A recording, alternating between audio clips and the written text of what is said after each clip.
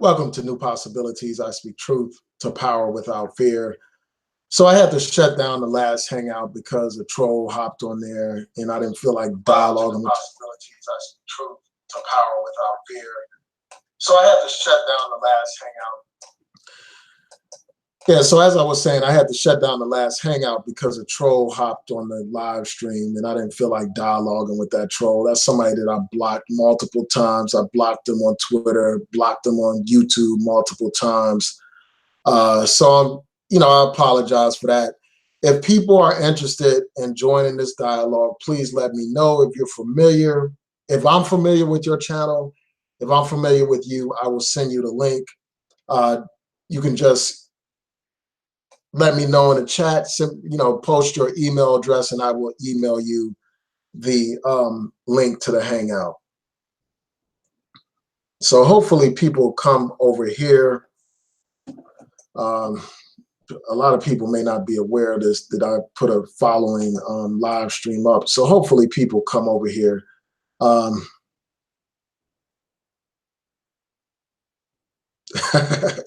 Somebody said that he said he's not ADOS, that he sounds like some educated lame.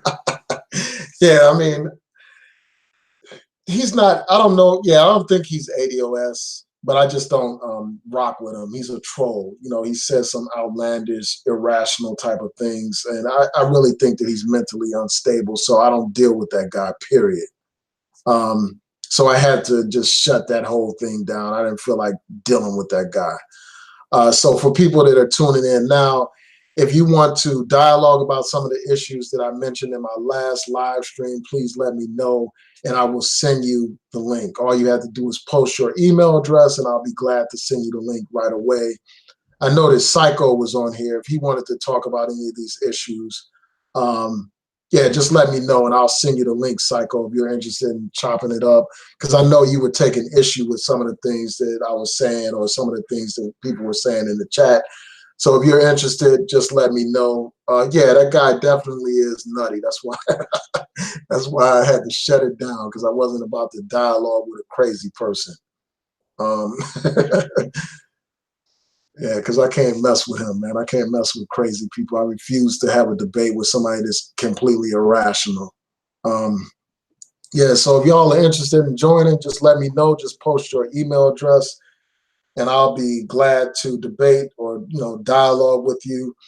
There are a couple of other things that I wanted to talk about as well while I'm here. This is going to be long. Well, this one may not be as long as the last one, but yeah. So let me email Psycho. I see his email address here. So just look out for an email from me. It may not come from my New Possibilities email address. It may come from my personal email address. I'm trying to, I forgot the password to my thing. Hold on one second, y'all. Let me see if I can get this password, get this to work. Hold on one second.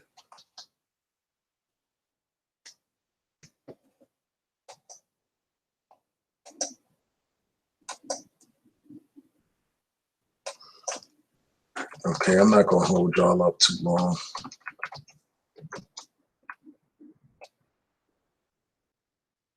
Oh, actually, I could just use my phone. Hold on one second, y'all. And I'll send the email address to you. I mean, I'll send you the link in a second.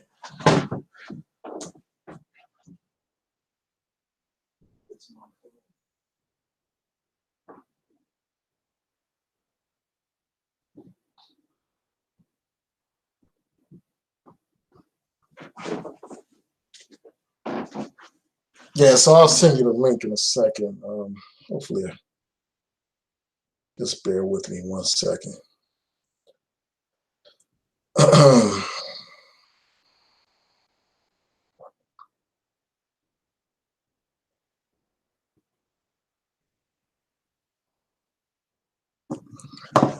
Yeah, I'll send that to you in a second. Just bear with me.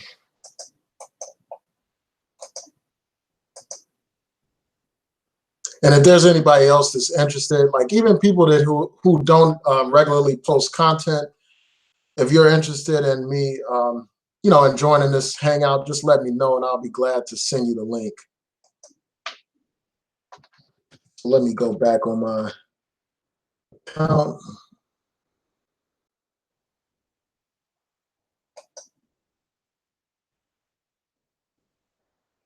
Just bear with me a second.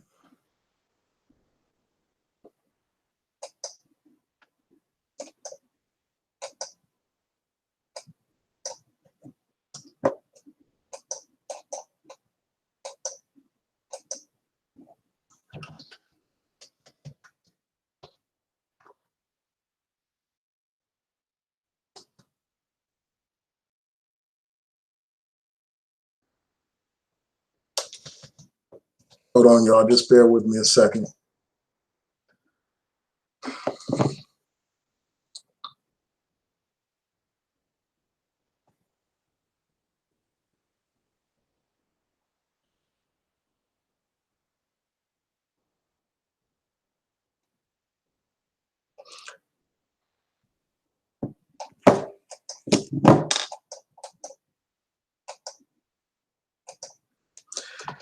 Yeah, so Psycho, it's going to be titled New Possibilities Hangout. That's the subject line.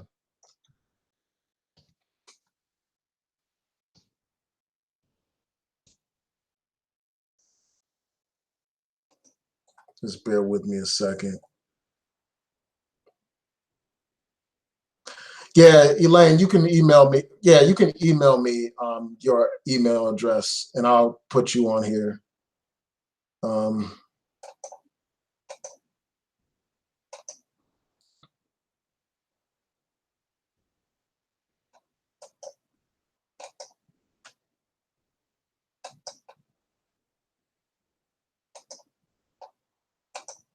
Okay, Psycho, I just sent you the link.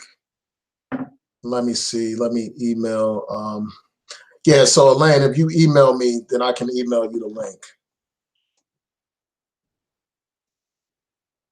And my email address is newpossibilitiesblog@yahoo.com. And I also wanted to talk about these relationship issues as well. Like I see a lot of people are talking about Pookie and Ray Ray and all that kind of stuff.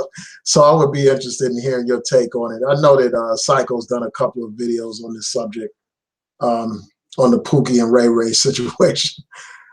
So yeah, I see the Psychos here. So Psycho, what did you want to add to the discussion? What did you have to say in response to what was said either by me or the people in the chat?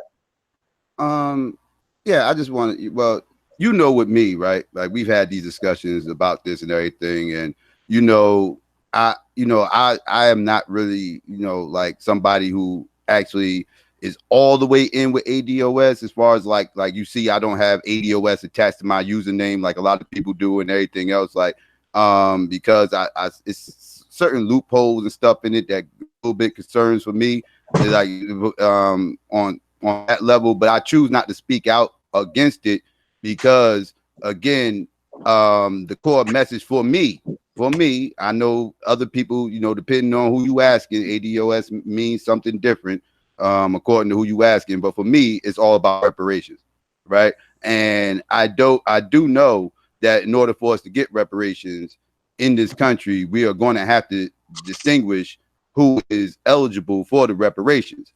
Right. And so even if we don't follow Yvette Carnell's ADOS hashtag or whatever the case may be, acronym, and we go behind, let's say, HR 40, which I think is just a way. I have my own opinions about HR 40, but let's just say HR 40, right? It's still going to have to be established. The concept of ADOS is still going to be the same. We got to establish who is actually eligible for the reparations in this country. There's no way of getting around it if you're talking reparations, because like the natives, all Native Americans aren't getting their reparations because they got to be actually registered tribe members. They set it up that way for a reason, because they didn't want to try to pay every single person that might have a mixture of this, that, and the third, everything else. Like they had to make cutoff points and XYZ. Of course, some people got around that because at the time, when they was doing the dolls roll, it wasn't computerized and everything. Everything was paper, and they had to trust people's words. So people started, that's how the $5 Indian thing happened and everything else. They was able to get it off back then today, not so much. So, you know, it's like, so people are going to have to distinguish who is eligible for these reparations. So again, even if you have a problem with Yvette Carnell and the ADOS movement itself because it's attached to her and y'all feel like she's anti-immigrant and everything else is that third, I'm not here to defend her or nothing. That's a whole different argument. What I'm trying to say is, even if you don't want to follow that, you still going to have to get down with the concept if you support reparations, because again, even if it falls under a different name, under a different person, the concept is still going to have to be established. Who is eligible for these reparations? And that is only going to be the descendants of slaves that from this country, because you know it's African slaves from all countries, but we're asking for reparations for this country, so we got to be specific with that. Yeah, so in response to that, like, you know, I don't have any objection to us distinguishing ourselves. Like I've never objected to that. And I understand what you're saying in terms of reparations. Like I've never said that, you know, immigrants should receive reparations from white America. Like that's never been my position. And, you know, obviously I support distinguishing ourselves in terms of who should actually receive reparations. So that's not an issue for me. Like that's not my point of contention. And that's not the problem that I have with the ADOS movement.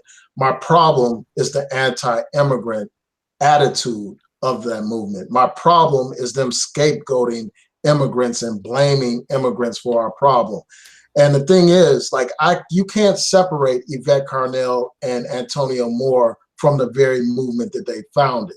And that's what a lot of people are doing, because they realize that there's a lot of baggage that comes along with Yvette Carnell and Antonio Moore. They realize that, so they want to disconnect themselves from that. I mean, like, for instance, like if you just look at you have red, black, and green as your symbol.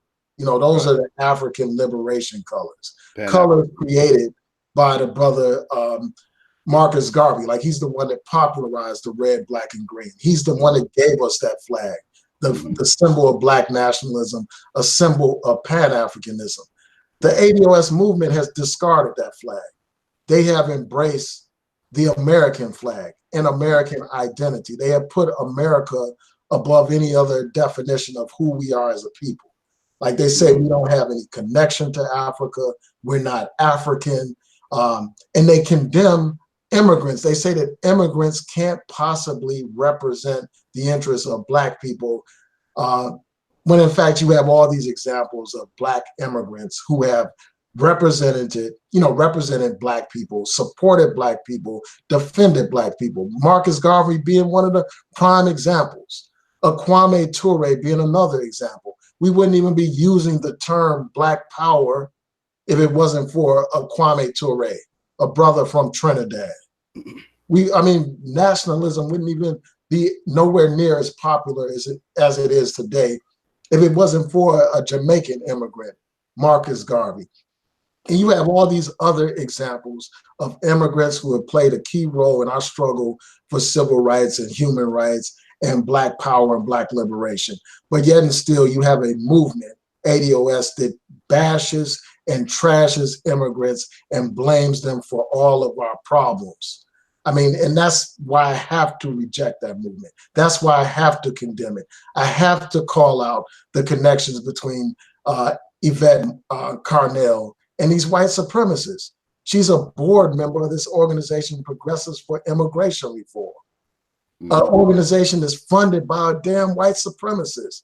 How can that woman be the leader of anything pro-black? How can she be the person that all these black people are following behind? And then with HR 40, like if these people were for real, why aren't they pushing for HR 40? Why aren't they pushing, you know, the people that are already in power right now for HR 40? Like all these years that has been before Congress, you would think that if these people were for real, they would be pushing for that. And then, you know, some people will say, well, HR 40 doesn't go far enough. HR 40 is a beginning. It's the beginning process for reparations. The issue of reparations is a huge issue that should be studied and analyzed so that you can track which companies benefited from slavery, which insurance companies, which banks, which colleges and universities benefited from the enslavement of our people? How did the federal government benefit?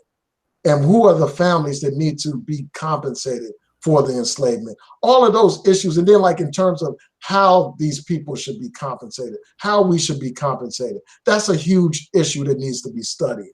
And for that reason, that's why I support HR 40. You got people like Yvette Carnell who cannot even tell you how reparations will look. You know, when asked about it, she says, well, I won't get into that. You know, I only want to talk about that after, you know, I have some, once it's become clear that the United States government supports reparations. So for that reason, you know, I think that we need to support HR 40, especially when you got these people that don't even understand, like can't even articulate like how reparations would look. And you got people just running around here talking about cutting some checks.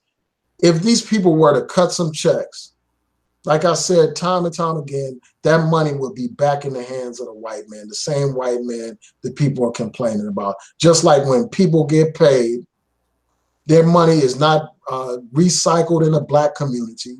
Within a few hours or a few days, that money is in the white community's hands. So, you know, those are some of my issues, man. And it's like, I mean, I would think that, you know, that you would understand. I mean, I think that you understand. You know, I just think that we disagree to some extent. You know, some of the things we don't disagree on. Like, I don't disagree that we should have a Black agenda.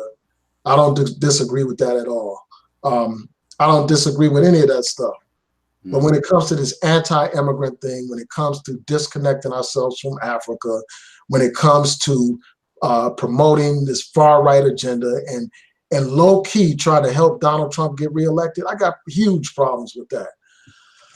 So yeah, that's all I have to say in response to some of the things that you were saying. But okay, you know, I'm glad you were able to hop on here and share your views. Oh, so Elaine sent me her her information, so I'm going to try to see if she'll join this hangout as well. Did you have some other things you want to raise? Yeah. But I wanted to address some of the things you had just said. Beginning you said about the whole Pan-African thing, how this is anti-Pan-African movement. That depends on how you're viewing this, because you got to remember, before ADOS even came into play, everybody wasn't Pan-African. Everybody still isn't Pan-African. A lot of people still denounce Pan-African. You know, it's some people that are anti-ADOS who still don't claim Pan-Africanism. You know, like, so Pan-Africanism is an ideology that some people are on board with, some people aren't. But the people that are on board with it all look at, you know, Black people as one. You know, we're all you know, one nation, you know, united under this banner, which is the RBG flag, right? Now, again, this doesn't change the Pan-Africans mindset. You know, this is just now, this doesn't change the Pan-Africans. The Pan-African mindset has always dealt with separation within the Pan-African movement. You know, like, you know, you had the Haitians and the Jamaicans and the Trinidadians and, you know, the Africans and so forth, you know, different countries in Africa, you know, whether it be Ethiopia or wherever, Nigeria, wherever. So, you know, we've always dealt with it within the Pan-African ideology. So Americans identifying themselves with reparations, it shouldn't be foreign within the Pan-African mindset, because again, this is something that they always had to deal with as far as that goes. And then you mentioned her being on the board with these white supremacists, with anti-immigration, I believe you said, board with some white supremacists. I don't know too much about that. I'm gonna take you at your word. I know you did the research, but you know, I do know that these immigration boards aren't just against Black people. They mainly focus against the Mexicans. Let's keep it a buck. These things are mainly in place to try to shape up them borders between America and Mexico. I'm not saying that Black immigrants aren't affected. I'm just saying they're not the target. The target is the Mexicans, and that's X, Y, and Z. And you know, if she's down with this board, I mean, I don't want to get too caught up with the whole Jesus complex. You know, a lot of Black people tend to get caught up with this Jesus complex, and that's another thing that tends to hold us back. We keep looking for Mr. or Mrs. Perfect to lead one of our movements or something in X, Y, Z. That's why a lot of movements end up falling apart, because people start, you know, following a certain ideology that somebody's pushing. They find out this person is flawed, a flawed human being, and then next thing you know, they like, I can't mess with it, I'm done. And they just skip the whole ideology because the person is flawed. But the ideology might not be flawed just because the person is flawed. So I try not to get too caught up in that myself. You know, you already know how my theological beliefs is. We ain't gonna get caught up in that. The HR 40 thing, you mentioned HR 40. HR 40 is something that just seems like a pacifier for black people. Like it's something to pacify us, you know, because it's not even it's not even a bill for reparations. It's a bill to study reparations, and we can't even get that bill passed. You know, we tried multiple times to get this bill passed. We rephrased it, reworded it, everything to try to get a bill passed just to study reparations, because that's all HR 40 is. So it's not even actually reparations per se. So it's kind of like almost like something they just keep lingering around, so they can say they got it in place. We're thinking about it. We can say, like, so it's kind of like, I don't know. It seems like HR 40 things kind of like stagnated, and really ain't going anywhere. So it seems like it's time to move on from HR 40. Me personally, you know, I'm not against anything that's for reparations. It just doesn't seem like it's just anything's happening there. Let's see, the checks thing you mentioned about, you know, a lot of people are running around here just thinking this is just a movement about checks and everything else. I would say that's an error to think that, whether they promoting that or whether, you know, because what I know, me myself, I've always promoted that we follow the Native American way of getting reparations, which is land, tax exemption, and a check, and also possibly free scholarships, whatever the case may be. Like I'm looking for resources as well, opposed to the check. You know, like I prefer more sources than money, to be honest with you. That's just me. But that's this form of reparations that I personally promote. But I know some people, you know, they hear reparations first, they thinking, oh, well, we're going to get a check for X amount of money, and then I'm going to go out here balling. Like, that's where a lot of people's minds immediately go. But that's not what a lot of people that are seriously having these conversations, they're thinking more realistic and more substantial goals. There was one more thing. The whole anti-immigration thing. The anti-immigration attachments to it and everything. Again, you're going to have some people that are going to hold certain ideologies attached to certain movements. Again, just like I mentioned earlier, I don't want to mess up a good ideal, because certain other people that's attached to this ideal might have other ideologies that I don't agree with, or that I might not, you know, this, like, I try to separate the two. You know, and the way I see it, a lot of the anti stuff I've seen is really coming from the other side. You know, like, again, because I mentioned this in the chat, when the Haitians was trying to get reparations from France, I didn't see American blacks going in an uproar, going under they video streams or hangouts or whatever the case may be, on their websites, on their Facebook posts. I ain't see no black Americans going under there trying to prevent this, trying to say it was divisive, any of that. Matter of fact, black people have done nothing but support Haiti.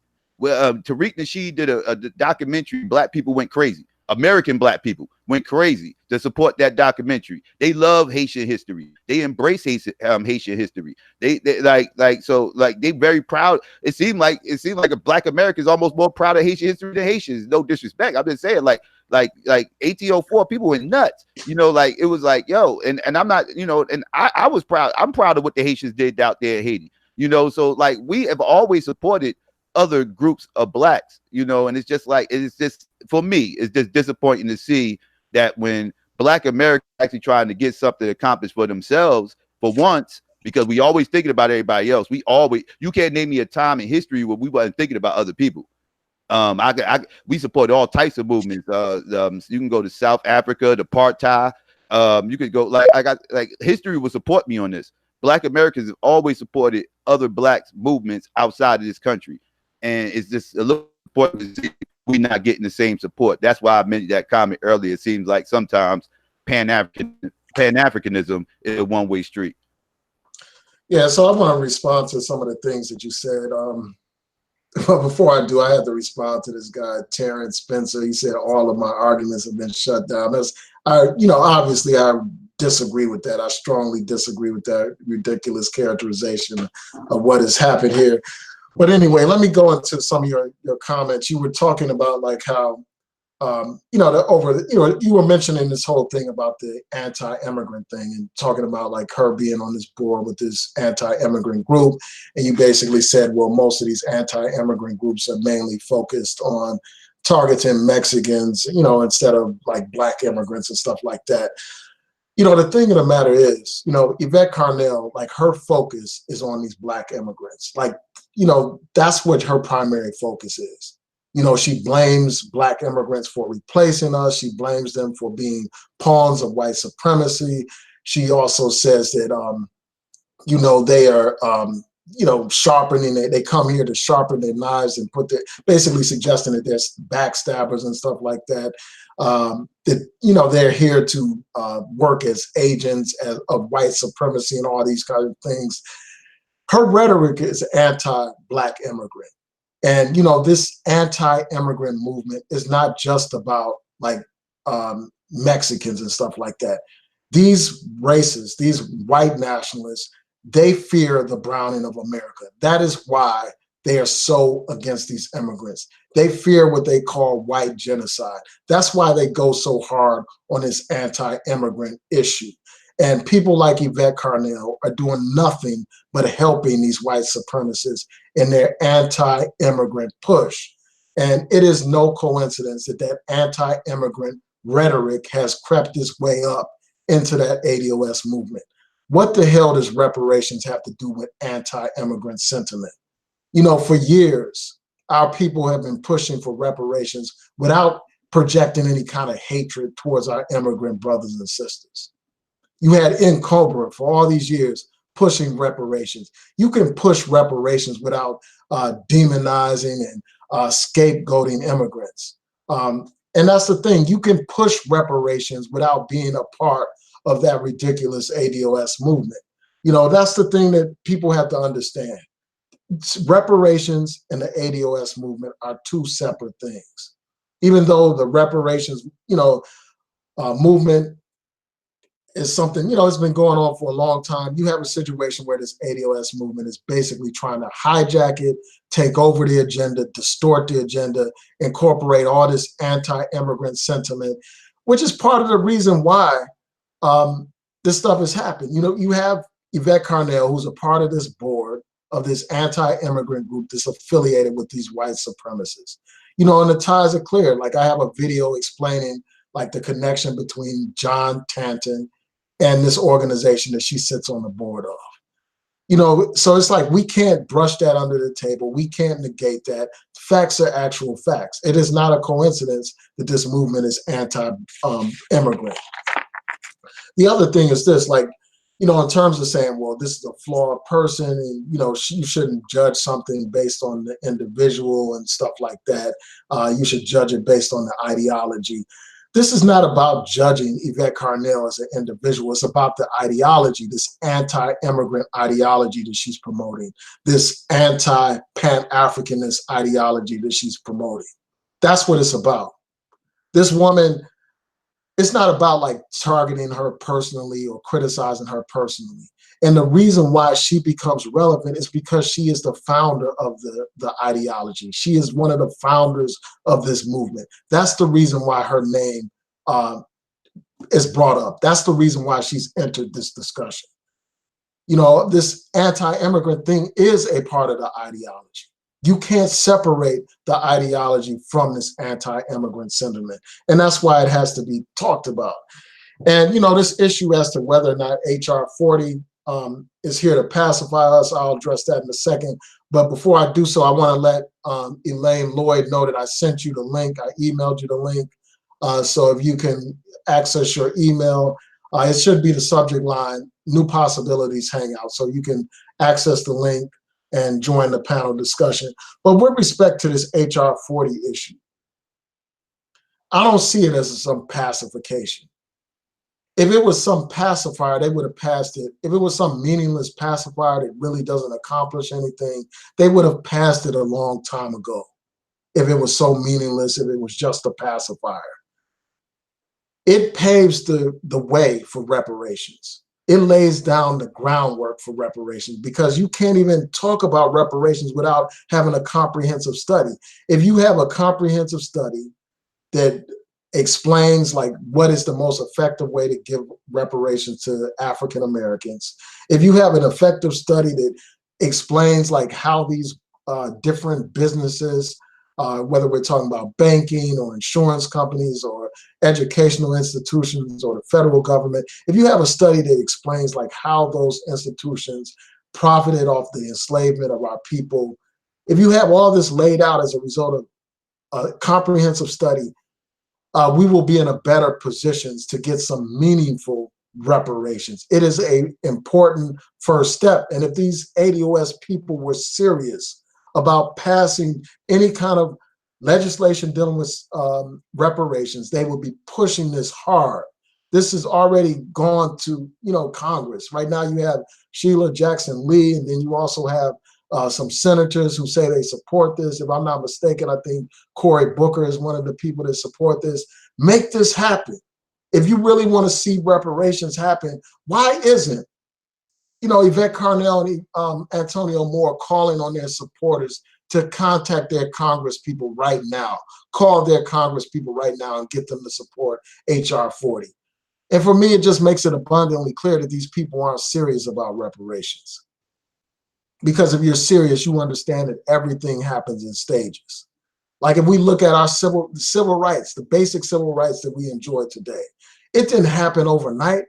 There was a process, a gradual process.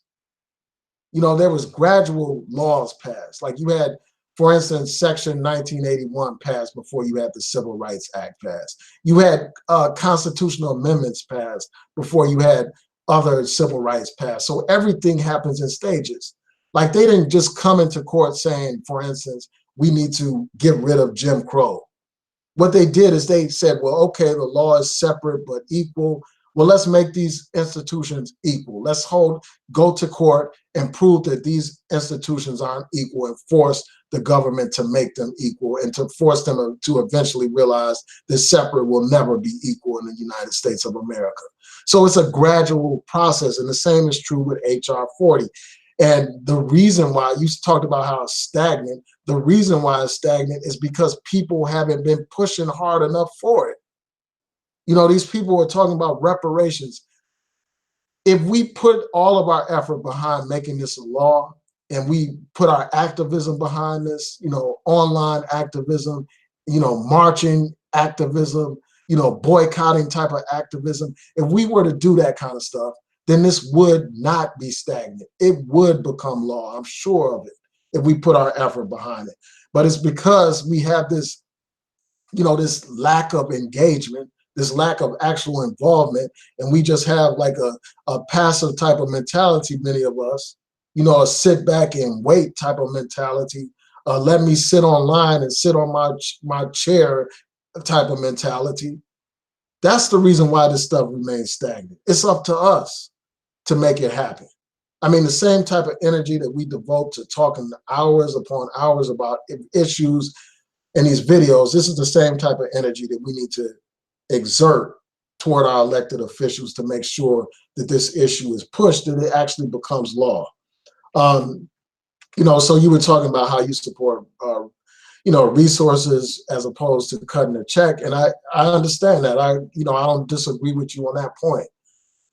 Again, I think that's another reason why a study is important, to study like what would be the most effective way to repair the damage that was done as a result of slavery, to address the problems that we face so that we will no longer be in a situation, for instance, where we are so far behind economically compared to white people.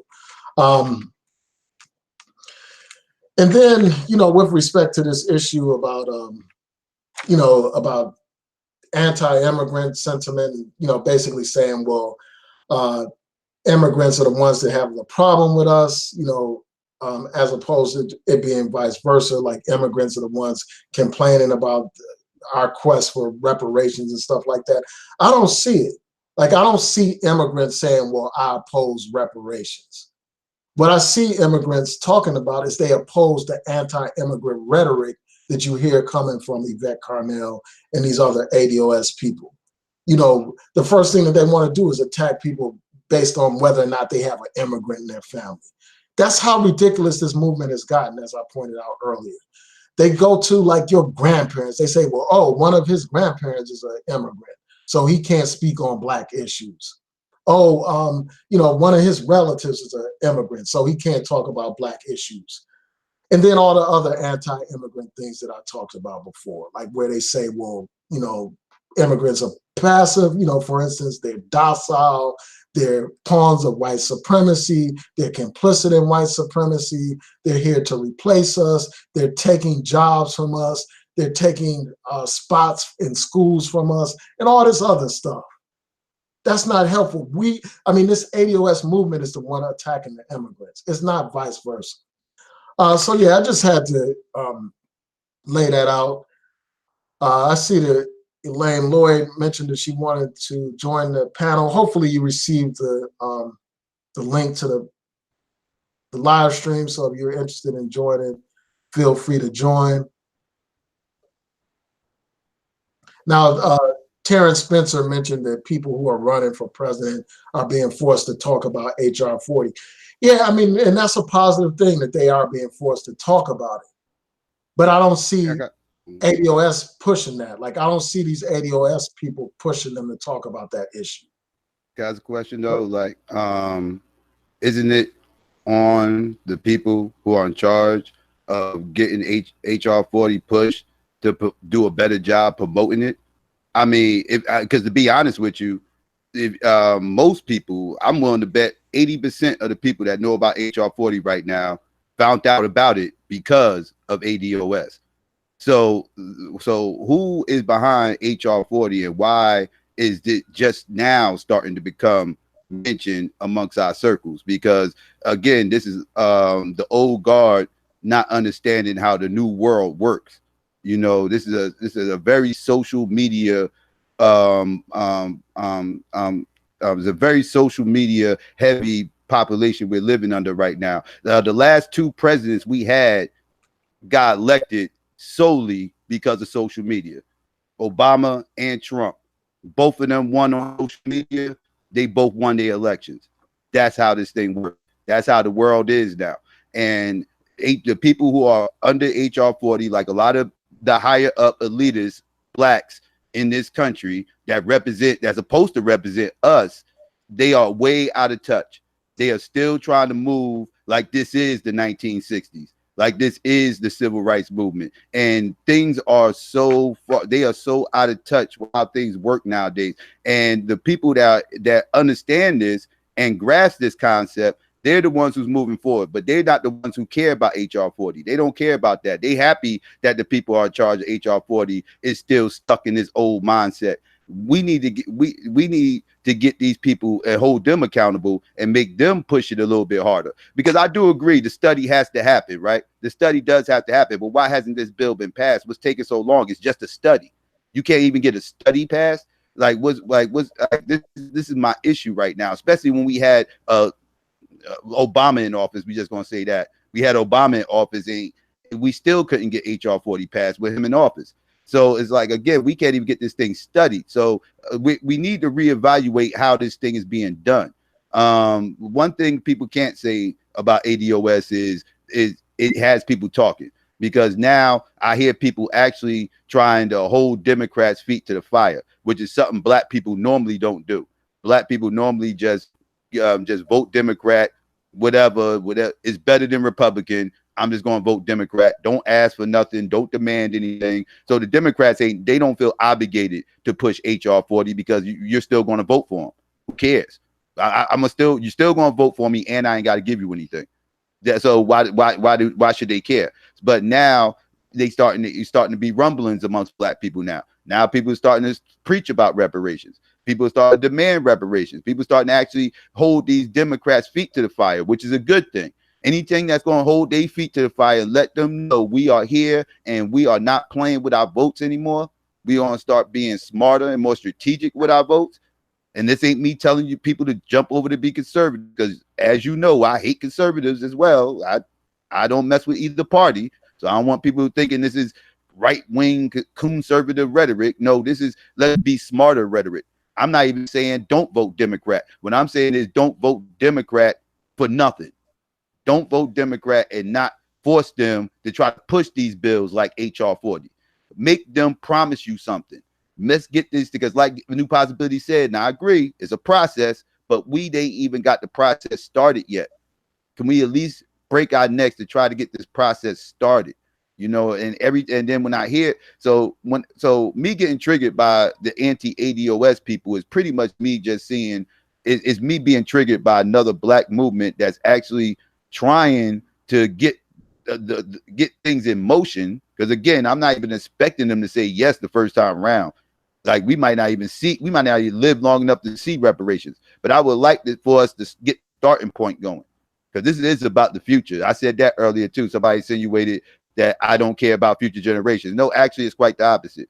I'm completely thinking about the future and not even thinking about me, because I already know reparations probably ain't going to happen in my lifetime. If it does, it's going to be at the end of my life. I'm not going to reap any benefits from it, me personally, on an individual level. But I'm more concerned about my daughter and her kids, when she starts getting them. I'm more concerned about my grandkids' kids when they come around. I'm concerned about them. So I would like for things to be in place for them.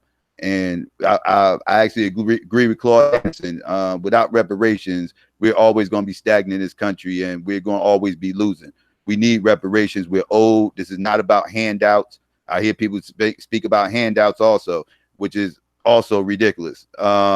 This is not about handouts. We are owed a debt to society. I don't see going under the Native Americans hangouts, the Jewish hangouts, all the Asians hangouts, complaining about them getting their handouts. They got their handouts and you're fine with it. We ask for our handouts is a problem. Whatever. It's craziness. And one more last thing real quick. Again, with the, the whole ideology and the individual and everything else, again, like you're going to, no, that's what it was. You said that it's some crazy ADOS people out there that's saying some wild stuff. And you got people on the other side that's also saying wild stuff, but again, just because you got certain people that's misused, and again, does not dismiss the usage of what it is that people are actually fighting for. Like you got the Bible over here. The Bible has been spread out and torn around like 1,000 different ways. You know how many religions fall under that Bible? You got Mormons who will appear and tell you that black people was cursed, and they will try to use Bible scriptures to quote that we was cursed, and that's the reason why we got dark skin, right? You got the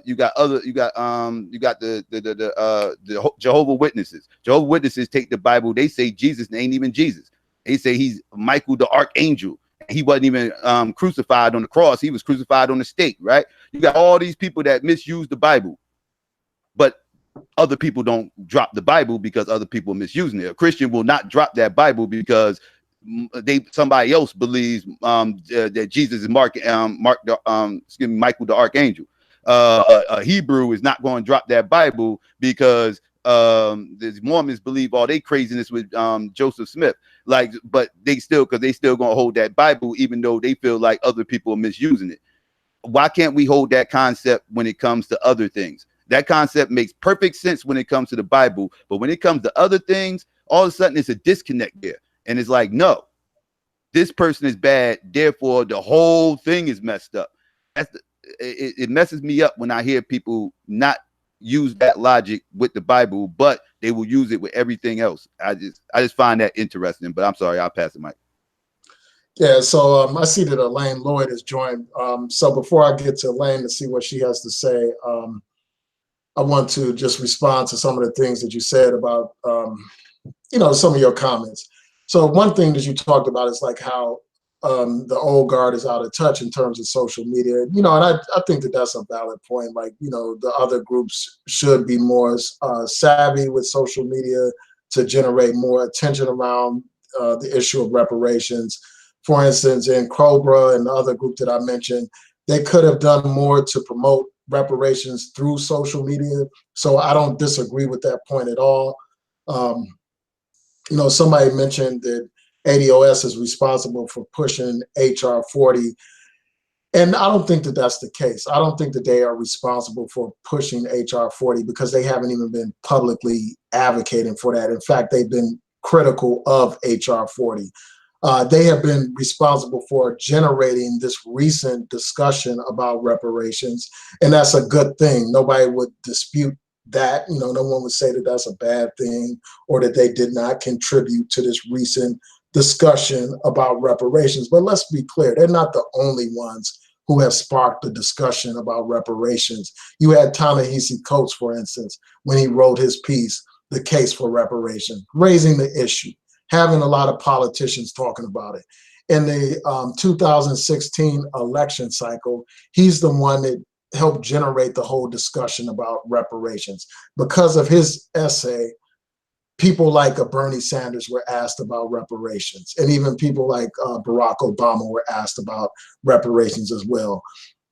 So, ADOS is not responsible solely for pushing this reparations issue. As I've said before, like you had all these other groups, all these other people like Randall Robinson, et cetera, who have been pushing reparations, of Mark Thompson, before anybody knew who Yvette Carnell was. Before she even got on YouTube, Mark Thompson had been pushing the issue of reparations. So, for people to act like ADOS is all this and all that, and that they're solely responsible for the push for reparations, I think that that's a complete distortion of reality. And it negates all the hard work that so many other people have done. It negates the contribution of John Conyers, who got together and actually wrote HR 40. It negates the contribution of a Sheila Jackson Lee, who's pushing it right now before Congress. So that's one thing that I had to address. And then people have talked, you mentioned Obama, like how he was in the White House and reparations wasn't pushed and stuff like that.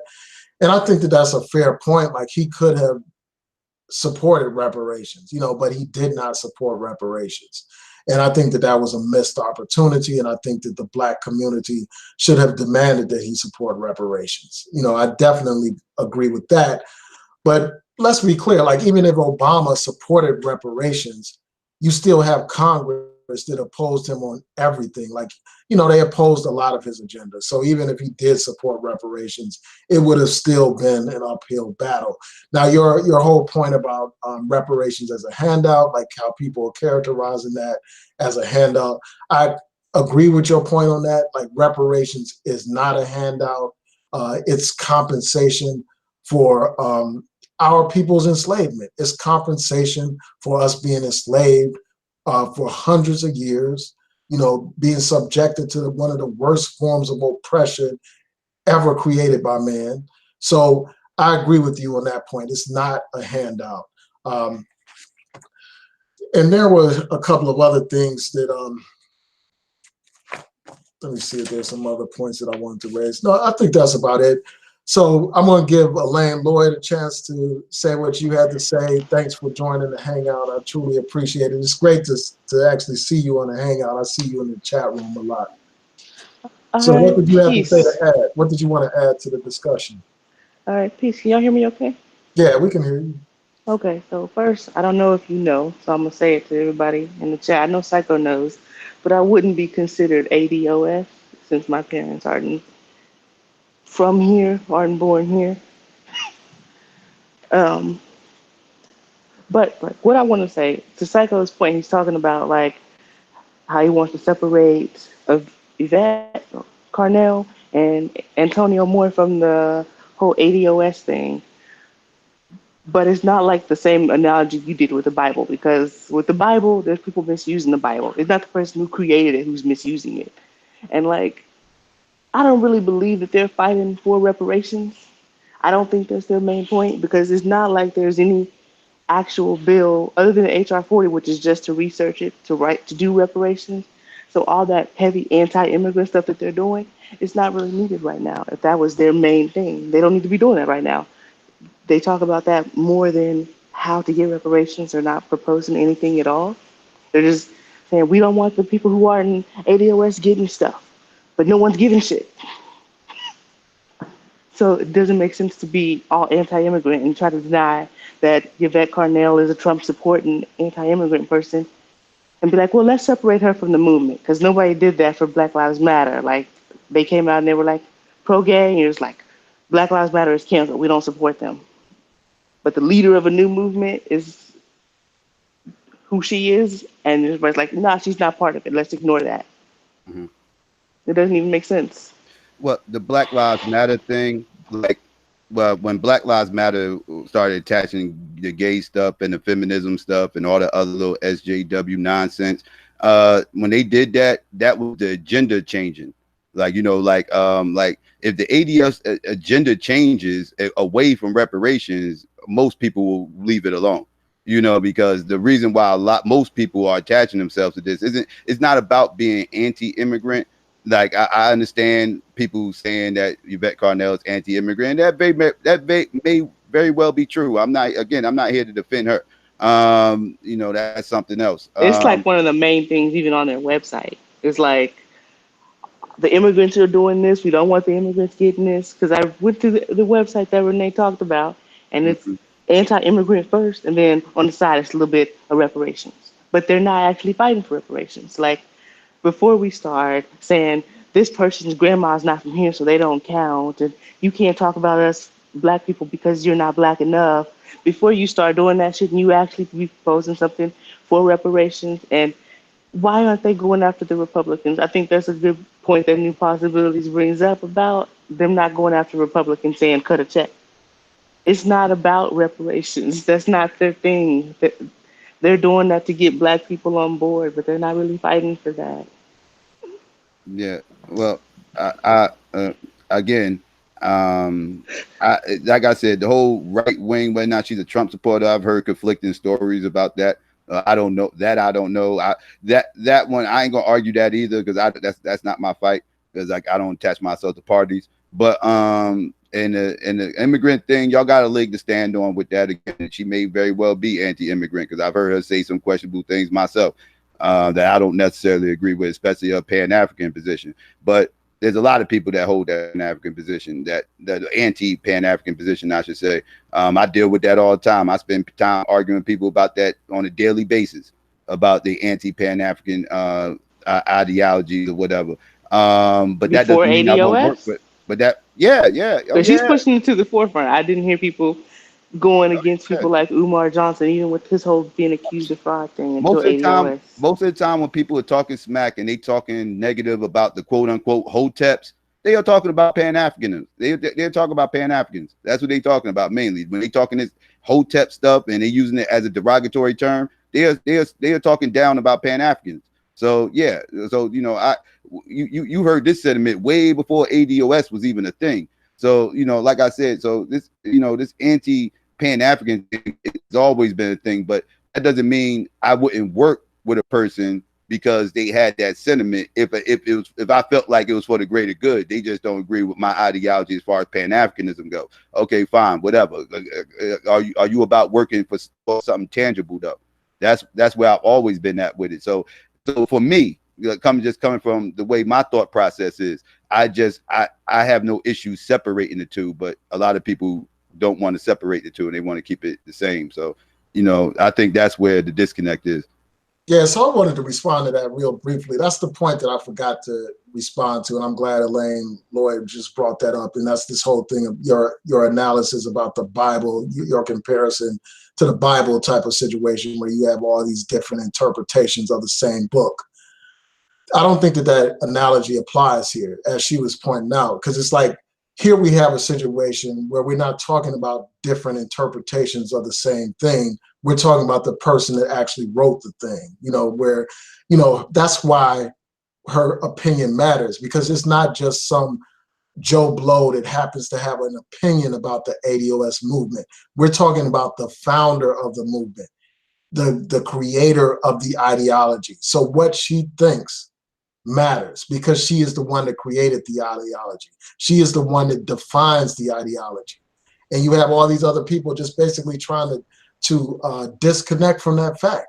You know, they want to avoid inconvenient things that she has said with respect to this ideology. They want to avoid the ties that this woman has to these anti-immigrant, right-wing, white nationalist groups. They want to avoid all of that stuff by saying, oh, that's just Yvette Carnell. She's, that's her as a person. That has nothing to do with ADOS, when it has everything to do with it. Her ideology is shaped by her affiliations with these anti-immigrant groups. That's as Elaine was pointing out, like a big part of their agenda is anti-immigrant rhetoric. And what I'm going to do, I'm going to try to pull up the agenda from that movement so that people can see it for themselves, where a lot of the stuff that they're talking about is directed against immigrants. They're saying that immigrants shouldn't have this, immigrants shouldn't have that, this and that should be reserved solely for African Americans. That's anti-immigrant. That's the driving force behind their ideology. When they talk about, when they label the movement American descendants of slaves, that's a reflection of their anti-Pan-Africanist ideology. This woman said that Africa, we're not even connected to Africa. She said that. She also complained about us putting the word African ahead of American, like when we call ourselves African American. She complained about that. So all of these things are relevant. I mean, like, people try to disconnect the movement from its creator. That's like somebody disconnecting the founding of America from the founding fathers, or trying to disconnect Marxism from Karl Marx. And that's what you have people doing constantly. So I just had to raise that. And also, I wanted to let Big Game know, I see your message in the chat. I'm about to send you the link in a couple of minutes. Yeah, he knows more about Yvette Carnell than I do. But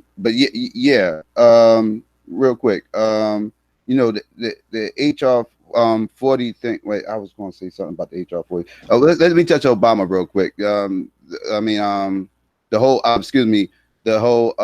thing that you just said about how it's hard to you can't mess with this person that don't support Pan-Africanism and everything else. I mean, we support people that don't support Pan-Africanism all the time. I mean, people voted for Obama. He's not Pan-African. People support people in music and in entertainment all the time who are not Pan-African. We have always supported people that are not Pan-African. It is very small few Black people that actually self-identify as Pan-Africans. It's not this huge this isn't Marcus Garvey days where you had this huge portion of Black people that identify as Pan-Africans. So we cannot go off of that. Like that. I think that will be a flaw. And real quick about the HR 40 thing. If HR 40 was to get passed, again, this whole ADOS ideology is like, as far as like, separating who's going to be eligible for reparations, everything else, at least that part of the ideology is going to have to discuss.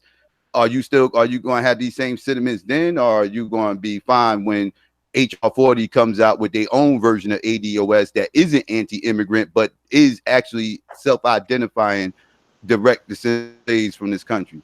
Yeah, fine. Like I've been saying before, like, I don't have any objection with Black people self-identifying themselves. Like I've said this over and over again, I don't have any objection for that. I don't have any objection towards African Americans solely receiving reparations from white America. But what I do have a problem with is these people like Antonio Moore and Yvette Carnell scapegoating immigrants, blaming immigrants for instance, our financial condition, blaming immigrants for our lack of representation on college campuses, blaming immigrants for taking jobs even in Hollywood.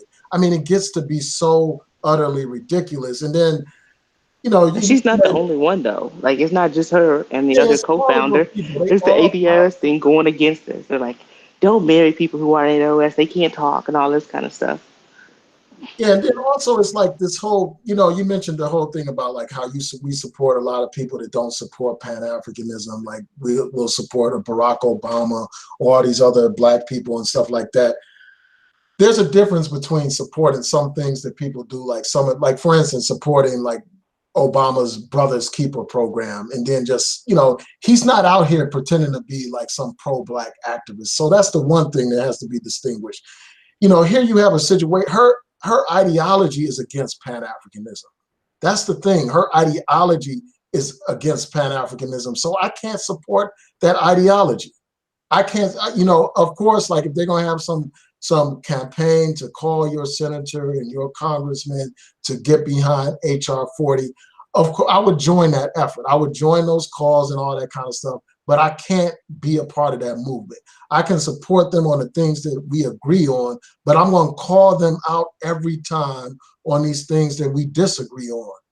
Because the fact of the matter is, how are you going to get reparations legislation passed without any allies?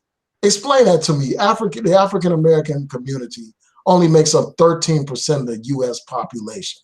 You're not going to get any laws passed without white politicians supporting it, without black politicians supporting it, without immigrants, people from immigrants supporting it, other non-black people supporting it, white liberals and others. So how are you going to make this happen without building any kind of alliances? And all these ADOS people do is they tear down the possibility of alliances by attacking black people, by attacking other immigrants, including Latinos, by attacking white liberals and this and that, by saying things like hold your own nuts and all that kind of stuff, disrespecting other communities. How are you going to expect anybody to empathize with your plight when you trash other people? And that's what that movement does. That's what I'm criticizing. It is not just Yvette Carnell. It is all these people that attack immigrants, all these so-called black people that are a part of this movement that constantly bash black immigrants. And this is not a mistake. This is the purpose behind this movement. It is to promote this anti-immigrant thing, and this whole reparations piece is just something to entice people to get them involved in this ADOS thing. Because when you look at most of their stuff, most of the things that they're talking about is anti-immigrant stuff. That's the bulk of their content. Talking about immigrants taking this from us, immigrants taking that from us, immigrants being pawns of white supremacy, immigrants being docile, immigrants here to replace us. That's their rhetoric.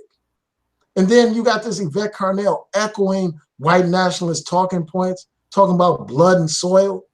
How can any self-respecting pro-black person be affiliated with such a person, be affiliated with somebody that has ties to an organization funded by a white supremacist?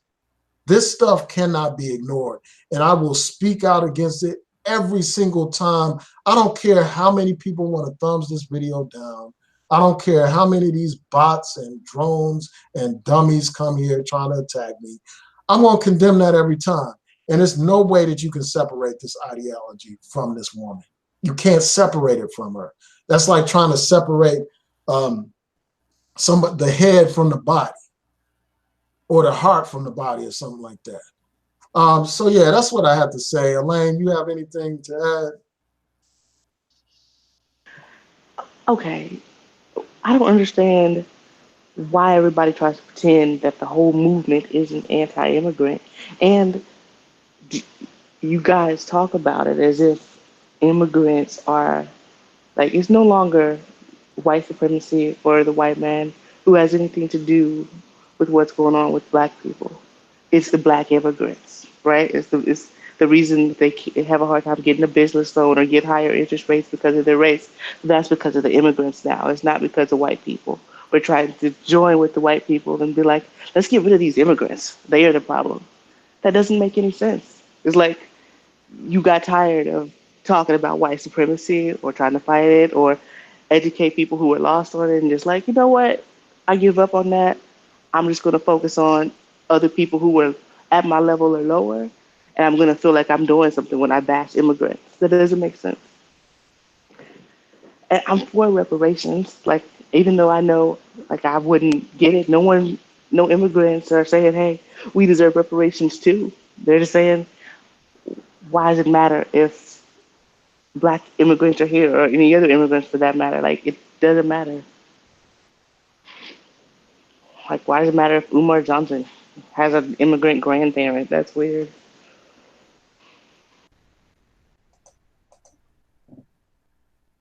Yeah, I hear you. Yeah, so people go to that page, if they go to the ADOS website, they can see a lot of the anti-immigrant rhetoric in their agenda. You know, they can see it right here.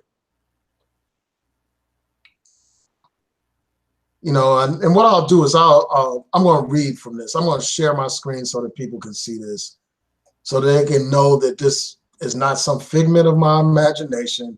You know, even though I've provided direct quotes from Yvette Carnell, you know, all those statements that I made about her saying things about immigrants are direct quotes from her.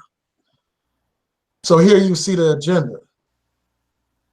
And basically said, you know, it talks about like how it says Black immigrants should be barred from accessing affirmative action and other set-asides intended for ADOS, as should Asians, Latinos, white women, and other minority groups.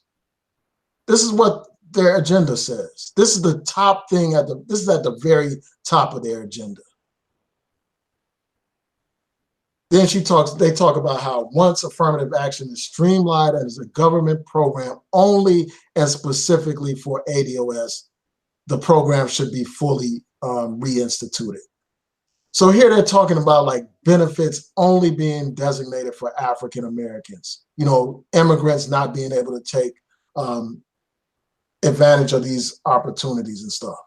If it's about reparations, why isn't that in the first sentence? If their main thing is reparations, why isn't that first? Exactly. That's the key point that you raised. And I think that that's a valid point. At the very top, they're talking about immigrants. So let me see if there's any other mention. So that's at the top of their agenda. So I'll stop right there. I mean, and then they talk about all these other things. If you look here, you see they're talking about mass incarceration. They're talking about voting rights.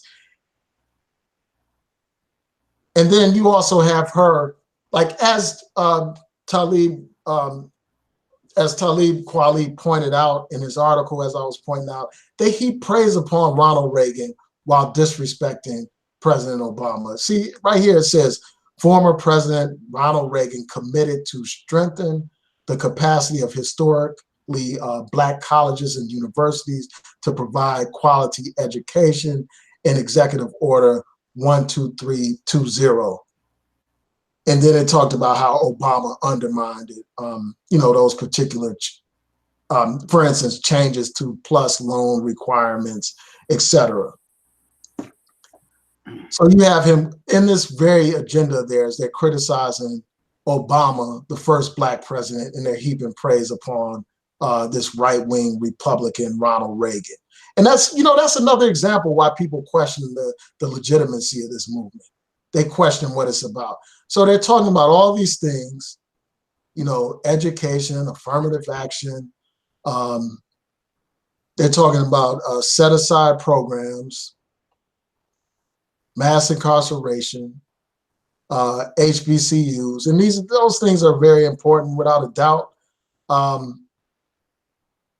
And then they get into this. Here's another example of them saying something about immigrants. They talk about only 2% of those workers in Silicon Valley are Black, according to the report, and many of them are immigrants, not ADOS. So they're complaining about, you know, immigrants basically taking over the tech industry. Is there a true stat? Yeah, there's nothing. I mean, I'm sure that this stat is probably correct, but the point is, like, it's a suggestion that somehow immigrants are to blame for Black people not being represented in the tech industry. And then she goes into, like, they go into banks. So they talk about banks and businesses. So is the plight of Black Americans not important? Yeah, I mean, obviously it's important, but when you are like basically scapegoating immigrants, that's the problem. The plight of African Americans is very important. But it's not African American, it's not immigrants' fault though. Yeah, exactly. They didn't cause the problem. Yeah, and then the other thing is, like, as Elaine was talking about, like, the emphasis has shifted away from, you know, holding white society accountable, holding white, fighting white supremacy, into becoming a fight against immigrants and blaming immigrants. So here we're going on through this thing. They talk about the government's budget. They talk about media.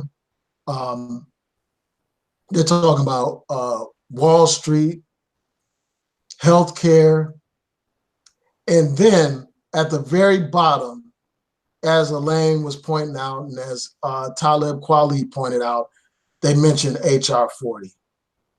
They say here that HR 40 should be passed. Our position is that HR 40 be passed, even though Yvette Carnell has done videos criticizing it, talking about they looked at it and it's garbage and stuff. Even though you got all these ADOS people trashing HR 40.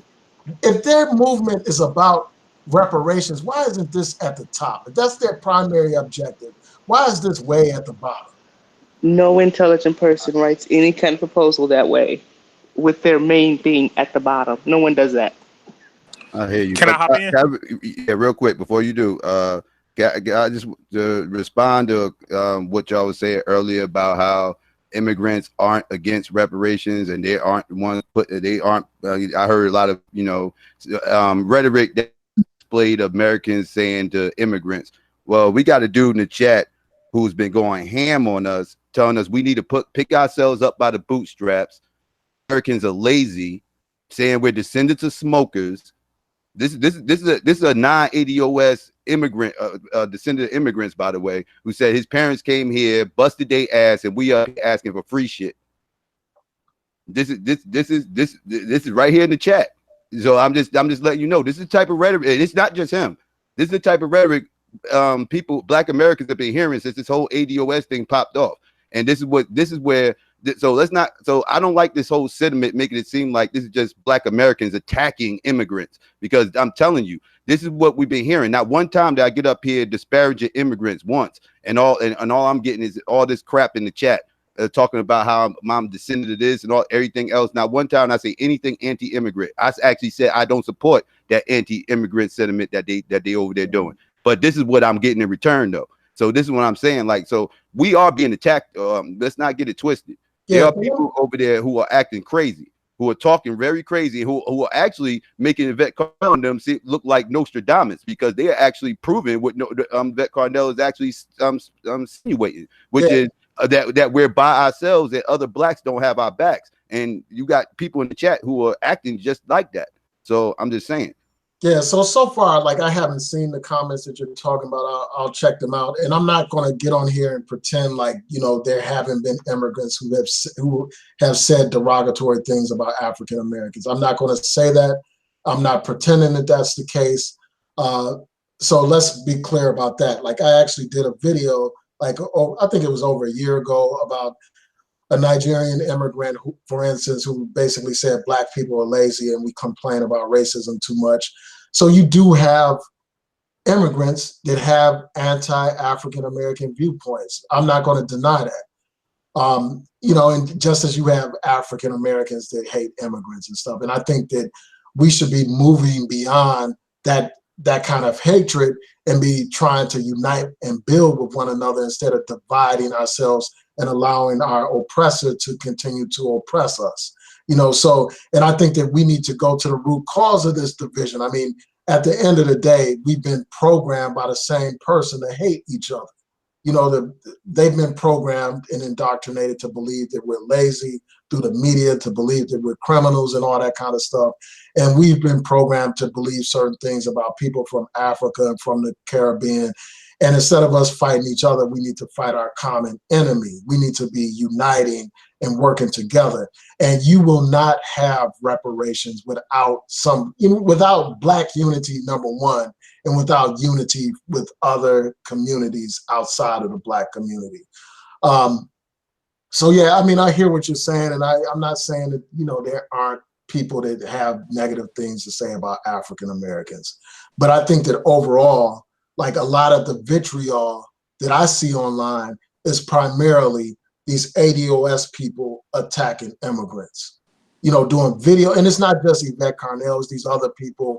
I've heard clips from Professor Black Truth, even though I don't follow his channel. Like, but I've seen clips of him. I've seen clips of a Tariq Nasheed and others blaming immigrants for anything, you know, including AIDS in America and all kinds of stuff, demonizing immigrants, blaming immigrants for taking their jobs and all that kind of stuff. And all that does is help our enemy when we're fighting with each other, you know. And again, I cannot drill home this point enough. I mean, if they are serious about reparations, why isn't reparations at the top of their agenda? If they are serious about reparations, why aren't they pushing that issue to all politicians that have power instead of to just the Democrats? But I see that we had a brother that joined. I think that's Big Game, who joined. Yeah, this your boy Big Game. Well, thanks for letting me on, NP. You know I'm a long time listener. Yeah, I'm glad you were able to join, and I know you disagree with me on this ADOS. But what do you have to add to? Yeah, you know I'm still rocking with you though, but I do disagree. But so the first thing I wanted to say is that one, like you just been going over, Yvette and Tone are advocates for HR 40, and even though you tried to point out that they criticized it, they do believe that is a bill that should be passed. So that's the first thing. The second thing is that no one is saying that no one is necessarily saying that white supremacy is not the problem. White supremacy is the problem, but these immigrants are willing participants in the masking of Black failure. What they do is that they understand that they can double dip, and that they can use these organizations and these that are built for just Black people. When you just say Black people instead of saying ADOS, they understand they could use these things. For example, the woman on the panel, Elaine, and she told this story, so this is not doxing or nothing. Her parents are college educated from another country. They came over here, but she still got a scholarship for being the first Black person in her family to go to college. How can that be? A black person like me, if my parents are college educated, I can't do that. That's double dipping on the resources. No regular Black person. What did you say you can't do? What did you say they're doing and you can't do? She got a scholarship for being the first Black person in her family to go to college, even though both her parents are college educated, just from a different country. There's no way I can do that. There's no way I can benefit that way. But immigrants can do stuff like that. Not only that, and this is a Mexican lady. I was talking to a Mexican girl. She graduated UCLA. She only has $4,500 in debt. What Black person is graduating from UC, a illegal immigrant, getting different types of scholarships and stuff? What Black person is graduating from UCLA with only $4,500 in debt? How is that possible? It's possible because all these immigrants are getting different types of programs that we're not eligible for. Not only that, you said there's no a lot of people are saying there's no anti reparation sentiment or anti ADOS sentiment coming from the Black immigrants. No, that's not true. There literally was an article just written the other day by a Black immigrant that said Black people don't need reparations, they need jobs. This type of sentiment always comes because what they understand is that they can get the jobs. They can get, if we say, oh, we don't need reparations, we need education, they can infringe on the education scholarships and stuff like that. But if it's stuff specifically for ADOS like reparations, they don't get that. And that's why they're anti that. Just like Obama actually said, the reason that one of the reasons that he's not even thinking about reparations is because the immigrants wouldn't like it. This is all stuff that's documented. Like, they know that immigrants are anti-reparations, whether they be Black immigrants or they be non-Black immigrants. But immigrants are anti-reparations, and that is a problem. You can't come to a country that we helped build and create and then say you're anti us getting what's owed to us. And it's not a handout. Reparations is not a handout. It's something that's owed to our grandparents that they worked for. So you can't we're begging for handouts. That's false. And then there's a one more point. They're saying that I'll just leave it right there because I can't remember my last point. But Yeah, so I want to respond to some of the things that you were saying. Like, first of all, like a lot of the things that you said, like just confirmed my point about like the ADOS movement being against immigrants, because a lot of the things that you were saying are against immigrants. You know, talking about how they're willing participants in the masking of Black people, how they're getting benefits that African Americans aren't getting. You know, this is more confirmation that the movement is an anti-immigrant movement that blames immigrants for our problems. So that's the first point that I want to make. In terms of masking of Black opportunity, you know, masking of Black people, and basically that's something that Yvette Carnell has talked about, is how they, you know, the larger white society can say, well, you know, we have all these Black people at this university, we're not racist, and many of the immigrant, you know, many of the Black people are immigrants and stuff like that. Can I point out one thing really quickly? Just one thing. Sandy Darity actually said, this is from Sandy Darity, the economist. He actually said that a professor at Duke told him, or not a professor, but like an administrator at Duke told him that the reason that they would prefer Black immigrants over American Blacks is because they're less hostile. Basically meaning that they're less basically they're not. And when I say hostile, I mean they're less likely to revolt or have any type of activism. Yeah, so I mean, they don't have that. They don't have the same ancestry. They don't have that same lineage. And white people. I mean, that just goes to show you that white people even understand that the Black immigrants are pretty much on their side. Like they understand that. See, and that's my point. Like I was saying, like, you know, before you entered your, you know, started your comments just now, I was saying that like just about everything you're doing is confirming what I've said about this ADOS movement, that is anti-immigrant, because here you are basically blaming them for getting benefits that we're not getting, blaming them for masking our failure, which, you know, that's something that Yvette Carnell constantly talks about. Here you are basically saying that they're more docile, according to this professor or whatever, than African Americans. That's all anti-immigrant rhetoric. I mean, I think that it should be clear to anyone listening to that that's the case. In terms of like basically saying, well, they're the ones masking our failure, you have to point your finger at the people that determine what these admission policies are at these universities, instead of you pointing your finger at an immigrant for pursuing opportunities that are available to them. That's what you have to do. I mean, instead of doing that, you have people like Yvette Carnell and Antonio Moore solely focusing on immigrants and condemning immigrants. You know, the reason why affirmative action is the way it is, instead of being focused on taking care of the problem of past discrimination and emphasizing diversity, it's like that because of decisions that have been made at the Supreme Court level that have defined what kind of affirmative action is lawful. So instead of us taking issue with the immigrant and attacking the immigrant, we need to take issue with the courts. Instead of taking issue with the immigrant and blaming the immigrant, we should take issue with the universities and demand that they do more to recruit African Americans, instead of demonizing immigrants and trying to take slots away, you know, take admission away from immigrants and stuff like that. Our priorities are misplaced.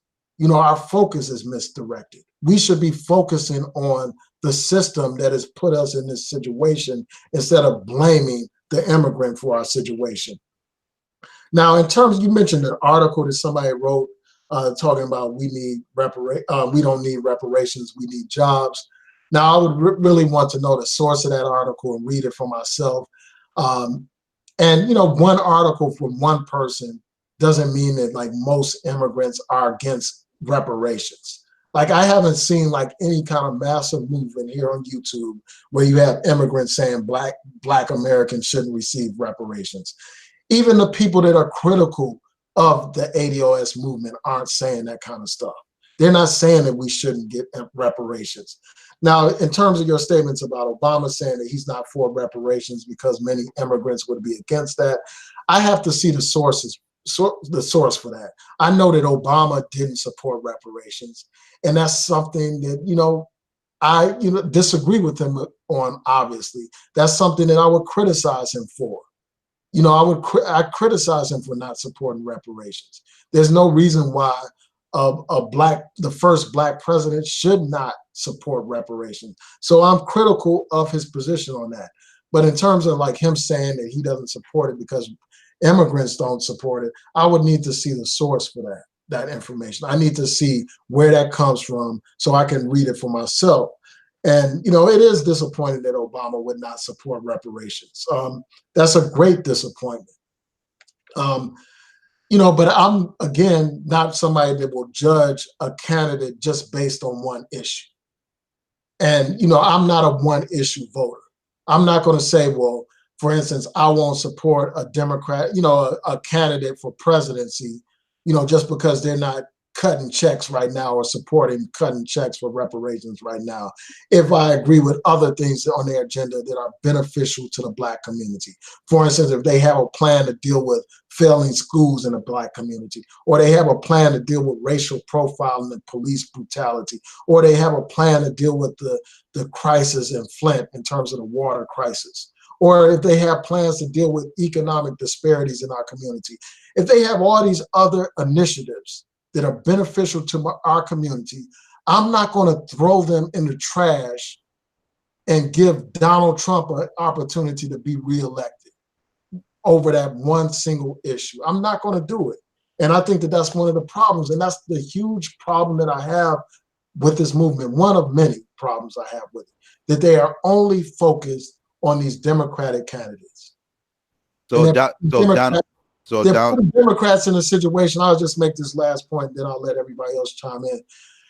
They're putting this issue before Democrats and nobody else. They're putting Democrats in a position where it's going to be difficult for them to get elected, because they're in a situation where if they don't say the right thing for reparations, if they don't support the exact formula of reparations that ADOS supports in terms of cutting checks, then they're going to lack the Black support. And these Democratic candidates cannot get elected without the Black vote. So they put them in that dilemma. Then they also put them in a dilemma of where if they go out hard for reparations, saying, well, yes, I support reparations 100%. If I get elected, I'm cutting those checks.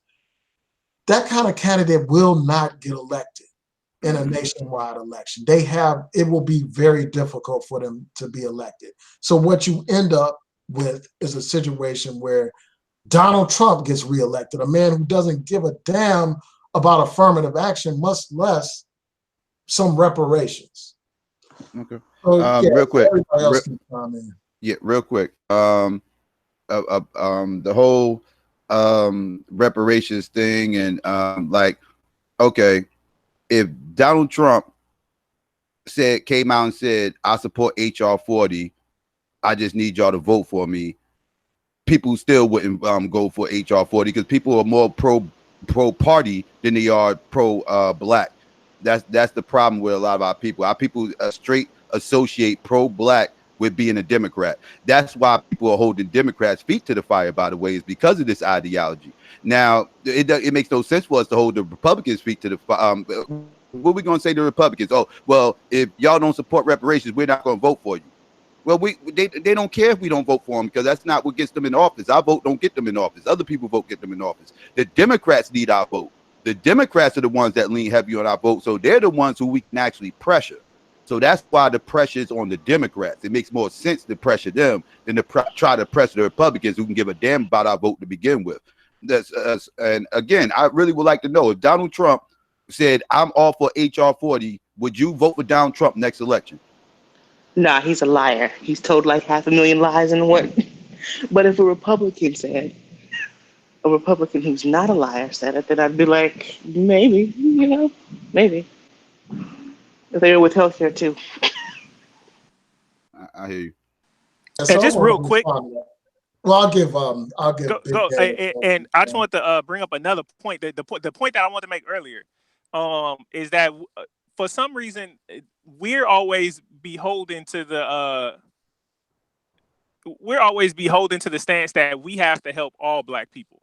Now, right now in Africa, Rwanda, I think, and Ghana, I believe, are having some kind of turmoil. Now, and also it's well known that South Africans, Black South Africans, are anti-immigrant. Like over in Africa, they're having feuds, they're having fights, they're having all types of disputes, and somehow they're not beholden to be Pan-African. Nobody's saying, hey, Ghanaian leader, be Pan-African. No one's saying, hey, Djibouti leader, be Pan-African. They're only saying that to us. Like, we're the only people who have to be Pan-African. Like, where's the people in Dominica that's Pan-African? Where's the people that's in Turks and Caicos that's Pan-African? Where's the Panamanian Pan-Africans? They got Pan in their name and they not Pan-African. Like, come on, man. Where's all these other people that's Pan-African? I only see it with Americans. So why can't we protect what we deserve while everyone else is protecting what they deserve? Like, earlier somebody brought up that the Caribbeans are fighting for reparations, and they are. And we support that. We're not going to their country saying, hey, you guys looking for some damn handouts. You guys got an all-black country. Y'all still not really cooking the way you should be.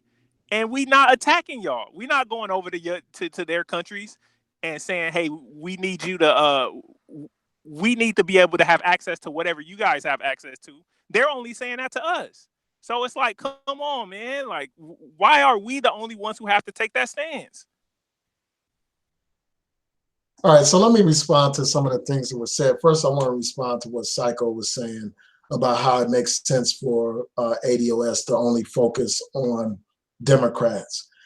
And I mean, you make a valid point in terms of us having some influence over Democrats because they need the black vote, and Republicans get elected without the black vote at all. So that is a valid point in terms of like them needing our vote and all that kind of stuff. But the fact of the matter is, public policy is made by Democrats and Republicans. And if we are to be effective, we need to have influence over both parties. We need to. We can't be in a situation where our influence is only with one party. And in some cases, that party is the minority party. For instance, in the Senate, they don't have, if I recall correctly, the Democrats don't control the Senate. So they don't have all that kind of power. And they don't control the White House, obviously, right now. So if we want our agenda to pass, to move forward, we need to have support on both sides of the aisle from Republicans and Democrats. If we're serious about reparations, you have these other groups, for instance, like the pro-Zionist groups. They don't say, well, we're only going to the Republicans or we're only going to the Democrats. They have influence in both parties. Both parties are beholden to the pro-Israeli lobby. Both parties go to the APEC conferences and other pro-Zionist conferences. That's what power looks like. Power looks like having influence over both parties, talking to both parties, putting pressure on both parties. We can't get this legislation passed with just the Democrats alone. We need to have Republicans support this agenda as well. Like, you have all these black people that meet with Donald Trump all the time. If you're meeting with Donald Trump, why not ask him about reparations? Why not push him on HR 40? If you're going to run around with a Donald Trump hat on like a buffoon, like that Yvette Carnell, why can't you put pressure on this man like you do everybody else? There's no reason why you can't. Why you can't pressure Republicans just like you pressure Democrats. Now, this whole thing about HR 40, I think that Elaine made a good point about, like, if Donald Trump were to say, well, I support HR 40. Number one, you can't believe a word Donald Trump says. He constantly says one thing and does another. He constantly lies. There are reports of this guy making thousands upon thousands of outright false statements, outright lies. So you can't believe a word that this man has said, especially given his track record, his anti-black track record. In terms of him, this man was sued for housing discrimination. He didn't want to rent to black people. This man has said he doesn't want black people. I'm familiar with all that. Money. Yeah. This man has said that black people were too stupid to vote for him. This man has said that only black people live like this. This man has said that black people he basically said anything run by black people becomes a shithole. He referred to Africa, a whole damn continent, as a shithole continent. He called Haiti a shithole country. If For the you record, believe that this man is no. going to For the support record, HR 40, no. For the record, it was a hypothetical. It was a hypothetical. For the record, hypothetical, okay. But you understand my point, though. I would not believe this guy if he said it. If it came out of his mouth, he said, I support HR 40, I'll be like, of course you don't. Of course you're trying to run game. You know, just like he tried to pretend like he cared about the black community, talking about like, what have you had to lose if I'm elected?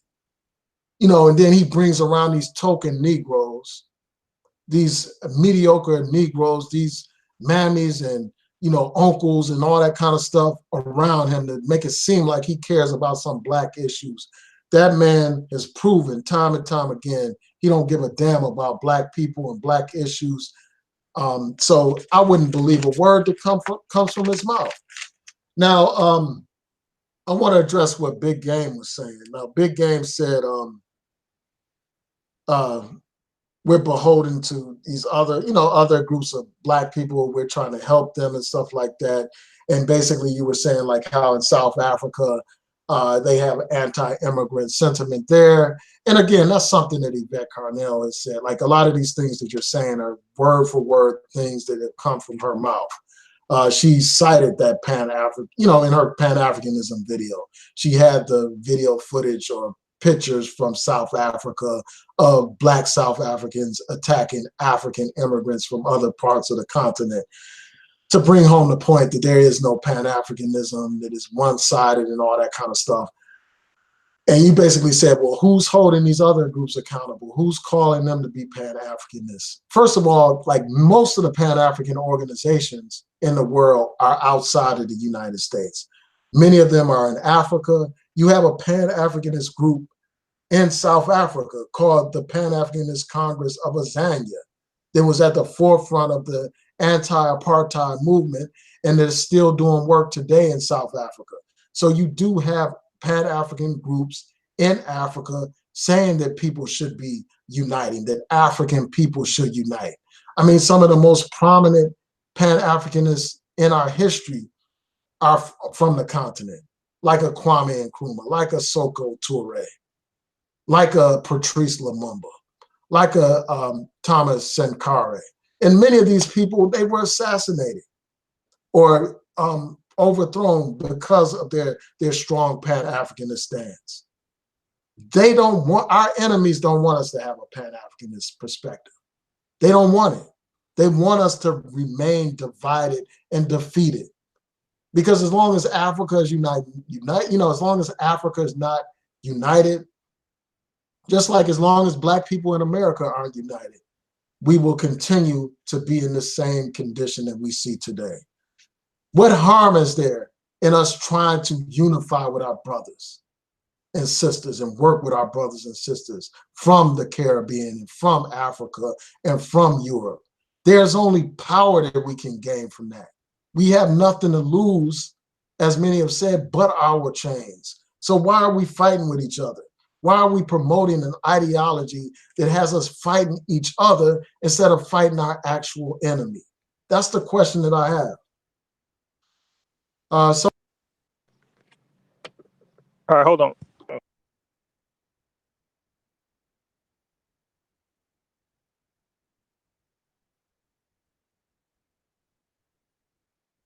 Can I be heard? Oh yeah, I hear you now. Yeah, you were mute. All right. So and you said what can we gain basically, or what do we have to lose? Right, from being united with our African brothers and sisters worldwide. Now we absolutely should be united. That's not a point of contention. The point of contention is that, do they want to be united? That's the question. When someone comes over here, what Elaine identifies as Haitian and Ethiopian. The dude in the chat that's talking all that trash, his name is Belizean Gang. Whenever I ask a Nigerian what are they say I'm Nigerian. So we're already divided. These are the people who are not trying to come together under just a black ideology. No Hey, one wait a says they're second. black. Wait. No one. I don't identify as that. I was saying that as what I Oh am my because I can't God. identify as that ADOS. Okay, I've been All here all right, my Elaine. life. I'm just All right, Elaine. But anyway, most black people who are even half something identify as that and don't identify as ADOS. So now everyone's trying to be divided, but when it comes to us, we have to be united with them. They're not. If a Nigerian, if I go to a job interview and it's the Nigerian guy, that's the thing, and another Nigerian guy come, he not gonna see he gonna hire the Nigerian guy over me. Or if it's a white guy and a black guy, he's not gonna say, "Hey, you black, I'm gonna hire." He gonna say, "Well, I'm gonna pick the best candidate because neither one of them is Nigerian." Like this is what people are like. This is what ADOS is saying. Like these guys, everyone, every person that's not black American identifies as whatever they are first. And all we're doing is finding a way to identify ourselves. And we're saying we're going to do stuff for ourselves. We're going to help ourselves. And now it's a problem. Like all we're trying to do is get stuff for ourselves. That's it. That's all it is. What's owed to our grandparents, to our ancestors that fought and built this country. And we don't think that their kids should be suffering because they built the country. That's all it is. That's all ADOS is. I don't see how that's a problem. Everyone sees it's a problem except but when they identify themselves as what they are, it's not a problem. And we're just identifying ourselves as what we are. And now it's a problem. Like, can you please explain that to me? Yeah, so I'll just respond to that briefly. Like my problem is not with, like I've said many times before, my problem is not with us identifying ourselves. Like if I had a problem with that, I would just call myself an African and not an African American. So that's not my problem. My problem is not with people asking for or demanding reparations. That's not my problem. My problem is, as I said before, is when people blame immigrants for the condition of the Black community. When people scapegoat immigrants, when they bash immigrants, and when they also disconnect from Africa and they deny their African identity and they say that they have more in common with a white man than they do with their African brothers and sisters. I got a problem with that. I have a problem when somebody defines themselves by slavery, when they define themselves as an American as opposed to recognizing and respecting their African identity. Those are the things that I have a problem with. I have a problem with a movement that takes its talking points from a right-wing, white nationalist, anti-immigrant movement. So those are my problems. You know, I don't have a problem with reparations. You can support reparations without supporting Yvette Carnell's and Antonio Moore's BS ADOS movement. So that's it in a nutshell. So if anybody else has anything to add, feel free. I see that Joe L wants to join the panel discussion, but I'm not familiar with your channel. So maybe as I get more familiar with your channel and I'm, you know, just aware of your content, then, you know, perhaps at a later time, I'll allow you to join the live stream. I'm just really cautious now, especially with just what happened, you know, a few minutes ago when I posted the link and you had that troll pop on. So I'm just real cautious right now. So maybe in another debate or another live stream, I'll allow you to join. It's no disrespect or anything, but I have to be familiar with your channel before I, you know, allow you to join the live stream. But thanks for expressing the interest. So does anybody else have anything to add before we close out? I wanted to say something real quick. Okay. Oh yeah. I just want to say thank you for letting me onto the panel, and peace to Psycho. OJ, I've never been on a panel with you before, but it's very interesting. Every time we talk, I want to pour cold water on you. Because I'm spitting fire. That's why. All right, yeah, y'all have a good day. All right, like peace. Yeah, and also like eventually I'm gonna do a panel on this Pookie and Ray Ray thing. So I want to let y'all know about that. I would do it now, but I just it's been a I minute. would love to Because I join see that. that you've been doing those panels. Yes. So I want to talk about that whole Pookie and Ray Ray thing. Yes. I We may can get on discuss there that. later on tonight if I have time. Oh, well, speaking of which, wait up. While you All real quick, because I got something to say that touches on both topics. Renee, sister Renee, she's supposed to be on Side Netters a little bit later. She's gonna be talking about the ADOS thing. So her and Side Netters gonna be chopping it up about the ADOS thing. That's gonna be a little bit later. And afterwards, we're gonna have the after party on my channel, and we're gonna talk about ADOS, Pookie and Ray Ray thing. So you can come join that if you want. Oh, okay, yeah, I may come through because I'm really interested in that Pookie and Ray Ray thing. It's crazy, man. It's been a hot topic, yeah. All right, man. So I want to thank y'all for joining, man. Thanks, Elaine. Thanks, Psycho. Thanks, Big Game. You know, I appreciate it. Peace and blessings, everybody. ADOS for life. All right, peace.